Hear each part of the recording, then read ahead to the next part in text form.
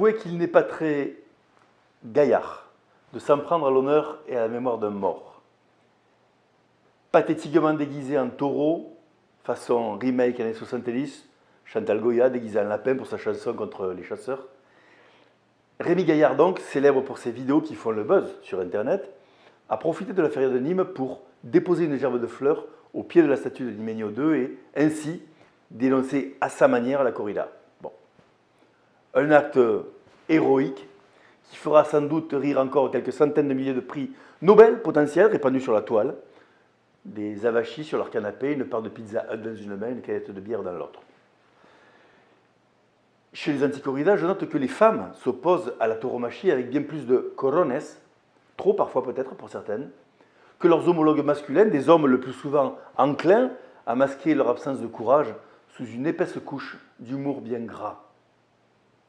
On se souvient d'ailleurs du grand Frédéric Fromet et de sa célèbre chanson l'an passé sur la mort du matador Ivan Fandiño.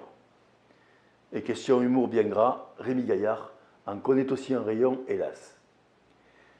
Mais y a-t-il encore de l'humour chez Rémi Gaillard? Car lorsqu'il ne reste de place que pour la provoque, le temps est alors venu de se poser les vraies questions. Certes, mieux vaut être un has-been qu'un never-been, je l'accorde. Bon, mais une fois qu'on a dit ça, on fait quoi après mon petit Rémi? On s'attaque à qui? Aux juifs? Ah ben non, Dieudonné s'est déjà reconverti dedans. Je sais pas moi, les vieux, les chômeurs, les SDF. Il eût été plus chevaleresque que le clown de la comédie intervienne dans les arènes aux côtés de taureaux et de toreros vivants qu'entre deux statues d'un taureau en pierre fraîchement inauguré et d'un torero en bronze qui rappelle la mémoire d'un grand Nîmois désormais disparu. Pourquoi n'a-t-il pas fait le choix de sauter dans l'arène ainsi affublé de son bizarre déguisement de taureau en pleine corrida pour prendre la patte d'un de ses congénères, par exemple en chair et en os, et le raccompagner au tauril pour le soustraire à son horrible sort? Peut-être parce que son protégé, en plus d'être en chair et en os, est aussi tout en muscles et en cornes, non? Ah, les corones. C'est quand on n'en a pas qu'on se rend compte qu'elles pourraient être utiles, n'est-ce pas, Rémi?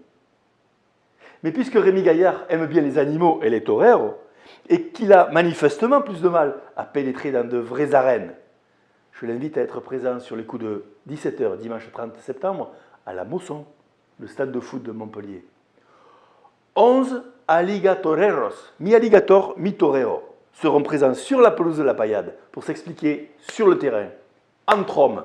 Et à la fin du match, tirer les oreilles et botter les fesses de ce pantin ridicule, supporter de la Paillade. Que Loulou veuille bien m'excuser, mais je sais que du haut de son nuage, il me comprend et partage l'idée du respect des traditions et des défunts. Après son geste, Rémi Gaillard a interpellé le maire de Nîmes sur Twitter. Feria oui, corrida non. Donc je finirai par ces mots.